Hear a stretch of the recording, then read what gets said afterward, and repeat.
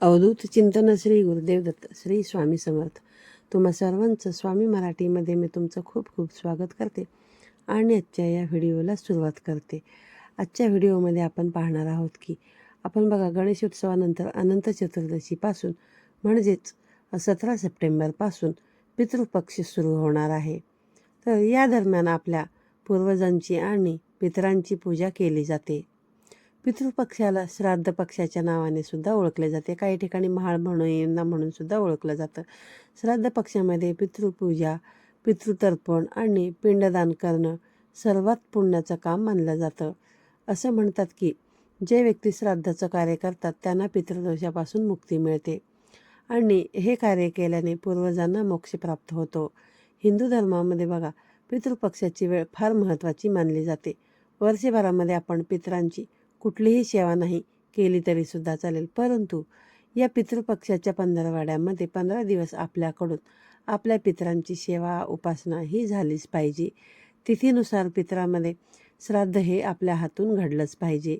जर घरामध्ये पितृदोष असेल तर आपल्याला अनेक समस्यांना सामोरे जावे लागते, अनेक अडचणींना आपल्याला तोंड द्यावे लागते. आपल्या घरामध्ये आपल्या आयुष्यामध्ये अडचणी या कशामुळे येतात याचं कारण आपल्याला माहिती नसतं. आणि म्हणून बघा बऱ्याच वेळा असं होतं की आपण किती जरी प्रयत्न केले तरीही आपल्या प्रयत्नांना यश मिळत नाही. आपल्या घराची प्रगती होत नाही, पतीची प्रगती होत नाही.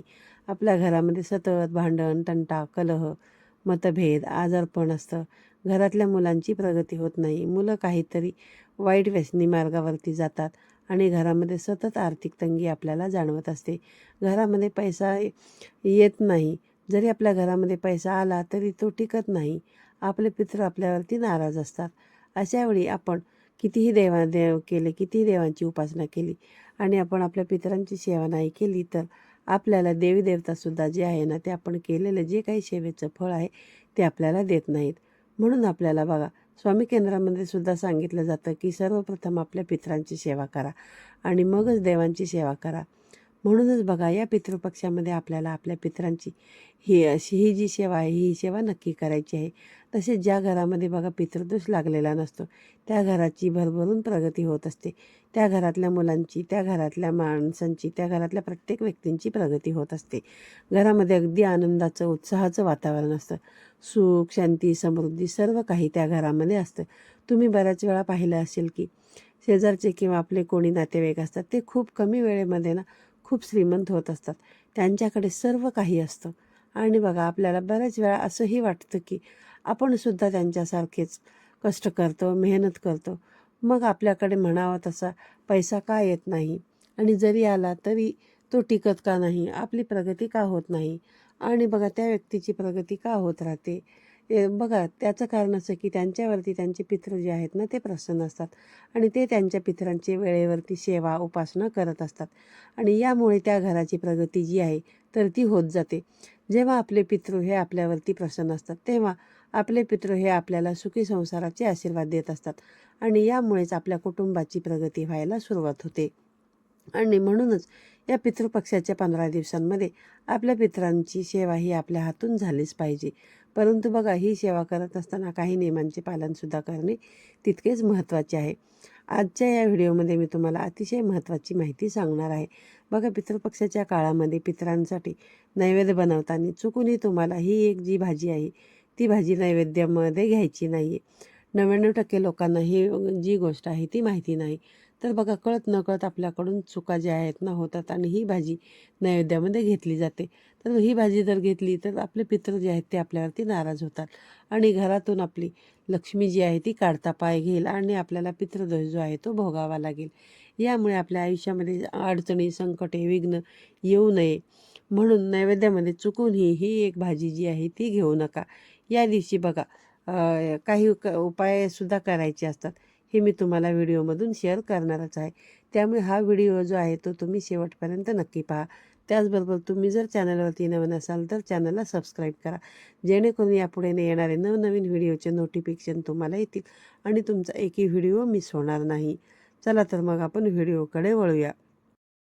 पितृपक्षाच्या काळामध्ये पितृ पंधरवडा कधीपासून सुरू होत आहे याबद्दलची सविस्तर माहिती आपल्या चॅनलवरती अपलोड केलेले आहे. तुम्ही अजूनपर्यंत व्हिडिओ पाहिला नसेल तर व्हिडिओ जाऊन पाहू शकता.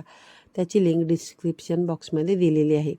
त्याचबरोबर बघा, महिलांना पितृदोष हा लागतो का, माहेरचा लागतो की सासरचा लागतो, याबद्दलसुद्धा बऱ्याच जणांच्या मनामध्ये संभ्रम असतो. त्याबद्दलची सुद्धा सविस्तर माहिती आपल्या चॅनलवरती अपलोड केलेली आहे. त्याचीसुद्धा लिंक डिस्क्रिप्शन बॉक्समध्ये दिलेली आहे. तुम्ही नक्की जाऊन हे व्हिडिओ जे आहेत ना ते पाहू शकता. तर बघा, पितृपक्षामध्ये आपले पितृ जे आहेत ना ते 15 दिवस पृथ्वीवरती येत असतात आणि यांचा वास जो आहे तो पिंपळ वृक्षामध्ये, तसेच आपल्या घरामध्ये जो पिण्याचा माठ असतो त्या माठाजवळ, तसेच आपल्या घराच्या मुख्य दरवाजावरती म्हणजे उंबरठ्यावरती बघा कावळा, कुत्रा, गाय यांच्या रूपामध्ये सुद्धा असतो. आणि आपले पितृ हे आपल्याला कोणत्या ना कोणत्या रूपामध्ये भेटायला जे येत असतात. म्हणून आपल्याला या पितृपक्षामध्ये नित्यनियमाने जर तुमच्या घराजवळ बघा पिंपळ वृक्ष असेल तर या वृक्षाला शुद्ध तांब्या भरून पाणी तुम्हाला अर्पण करायचं आहे.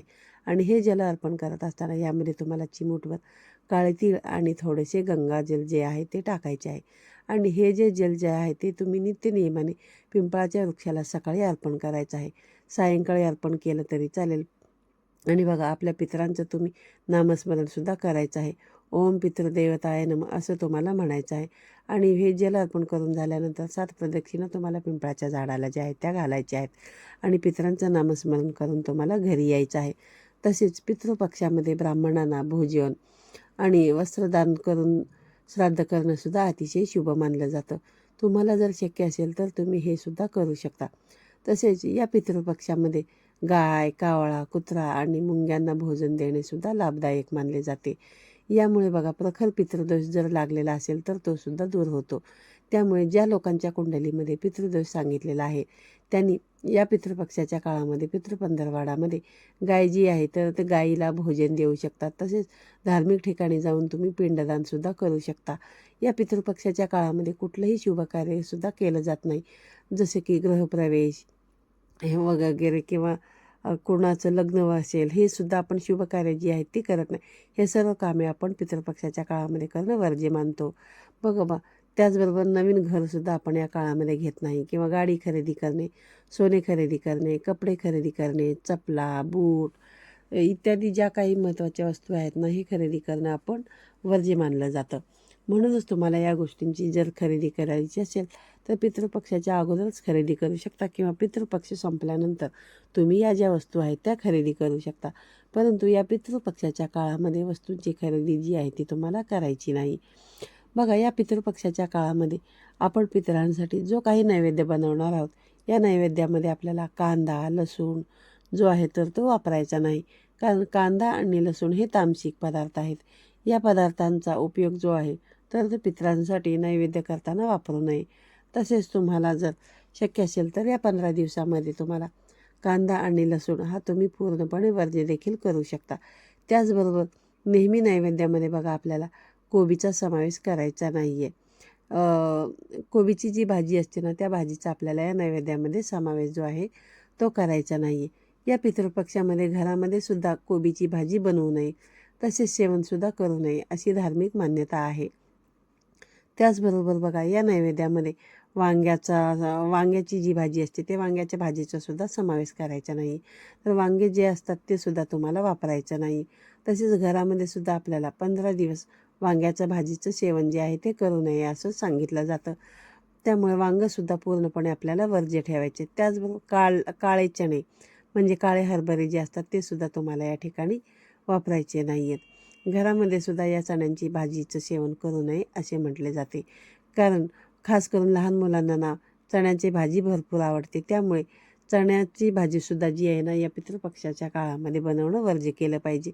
बघा, लहान मुलं असतात ते पितृपक्षामध्ये बघा आपल्याला काळे चणे चुकूनही लहान मुलांना ह्या पितृपक्षामध्ये खायला द्यायचे नाहीत. असं जर तुम्ही केलं तर आपल्या मुलांवरच्या प्रगतीवरती अडथळे येतात, अडचणी येतात आणि आपल्या मुलांची प्रगती जी आहे ती खुंटत जाते असे मानले जाते. तसेच घरातल्या इतर सदस्यांनी सुद्धा काळे चणे जे आहेत तर ते या 15 दिवसांमध्ये वापरणे वर्ज्य ठेवावे. या पितृपक्षामध्ये आपण पितरांसाठी जो काही नैवेद्य बनवणार आहात तर यामध्ये खास करून कुठले पदार्थ असावेत तर बघा, अळूवडी, उडदाचे वडे, खीर, चपाती, भात, मिक्स भाज्या या भाजीमध्ये तुम्हाला गवार, भेंडी, कारले, डांगर, ज्याला आपण लाल भोपळा म्हणतो, मेथीची भाजी, तसेच इत्यादी ज्या भाज्या असतात ना, या भाज्यांचा समावेश तुम्हाला आवर्जून करायचा आहे. तसेच दही भातसुद्धा तुम्ही नैवेद्यामध्ये ठेवू शकता. दही भात हा पितरांसाठी अतिशय महत्त्वाचा पदार्थ मानला जातो. यामुळे पितृ हे प्रसन्न होतात आणि तृप्त होतात. तर हे जे पदार्थ आहेत हे तुम्ही पितृपक्षाच्या काळामध्ये पितरांसाठी नैवेद्य म्हणून ठेवू शकता. तसेच या पितृपक्षामध्ये बघा, केस कापणे, नखे कापणे यासारखी कामेसुद्धा करू नये. म्हणूनच तुम्हाला जर केस कापायचे असतील, नखे कापायचे असतील, तर तुम्ही पितृपक्ष सुरू होण्यापूर्वी तुम्हाला कापायचे आहेत. नाहीतर मग पितृपंधरवडा संपल्यानंतर तुम्ही ह्या ज्या गोष्टी आहेत ना, ह्या सर्व गोष्टी करू शकता. तुम्ही जर समजा या पितृपक्षामध्ये या सर्व गोष्टी पाळल्या तर बघा, तुमचं जे कार्य आहे ते निर्विघ्नपणे पार पडेल. तसेच पितरांनासुद्धा शांती मिळते. असं म्हटलं जातं की पितरांचे आपल्याला भरभरून आशीर्वाद प्राप्त होतात. आजचा व्हिडिओ तुम्हाला आवडला असेल तर व्हिडिओला लाईक करा, शेअर करा. पुन्हा भेटूया अशाच एका नवीन आणि माहितीपूर्ण व्हिडिओमध्ये. तोपर्यंत सर्वांना श्री स्वामी समर्थ.